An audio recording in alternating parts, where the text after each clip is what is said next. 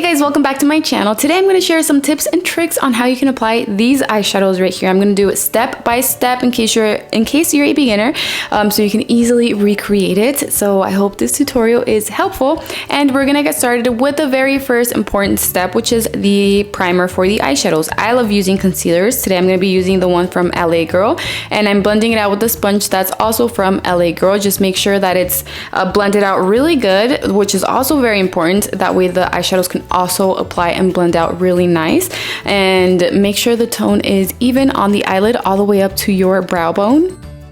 Important step number 2 is applying tape on the outer part. It's going to help you for this style of eyeshadows.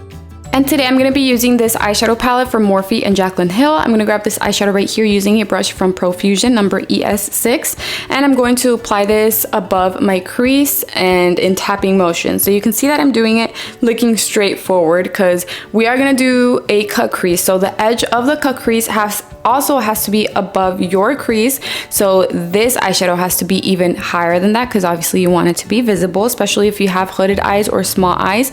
You want all of that to be visible and not just on your eyelid. So it does help if you apply it looking straight forward. And I'm applying it from the inner corner to the outer corner, also extending it towards the tail of the eyebrow. And this is a light shade, so it's not going to be hard to blend out. It's going to be pretty quick.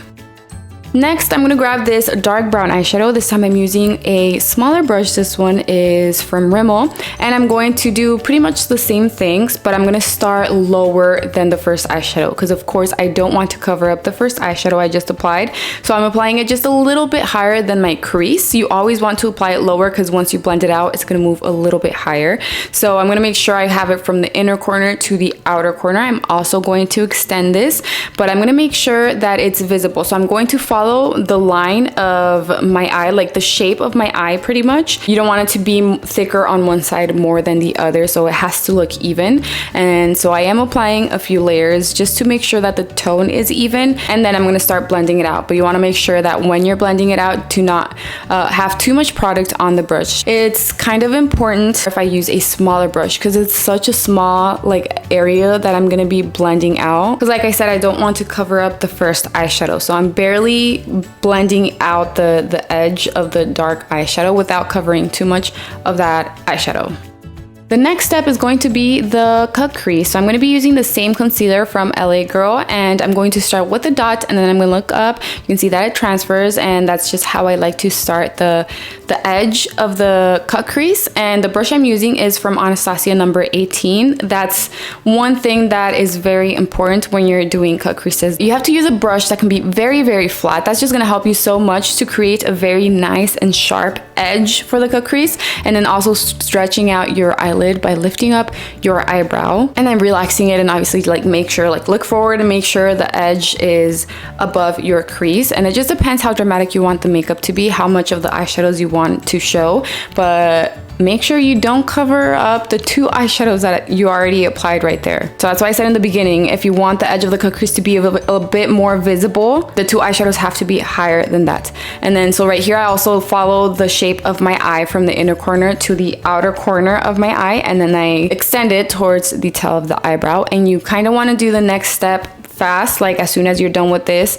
Make sure the concealer is blended out really good and the tone is even on your eyelid. You don't want it to dry up because then the eyeshadow that you apply on top of that is not going to grab on really good to the eyelid, or the tone of the eyeshadow is not going to be even. It's going to look chalkier. It's just not going to look good.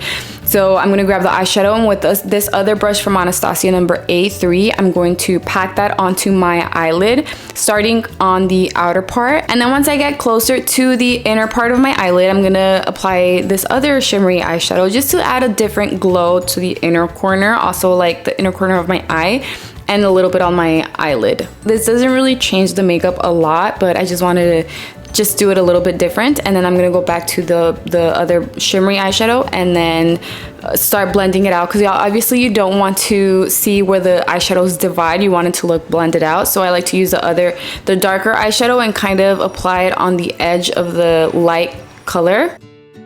Right here, I'm applying the same dark brown eyeshadow from the inner corner to the outer corner, and then the last step is going to be mascara on my lower lashes. But you can obviously see that I already applied my fake eyelashes. This is a look I feel like it looks better with fake eyelashes. Obviously they don't have to be this dramatic, but I do feel like it's a lot better with fake eyelashes than just your natural lashes, you know? I don't know, it's just my opinion. But yeah, that is it for today's tutorial. I hope it was helpful and I hope you liked it. Let me know in the comments below what you think, and leave a lot of crowns in the comments if you did like it, please. Thank you all so much for your love and your support. I love you all, and I will see you in my next video. Bye!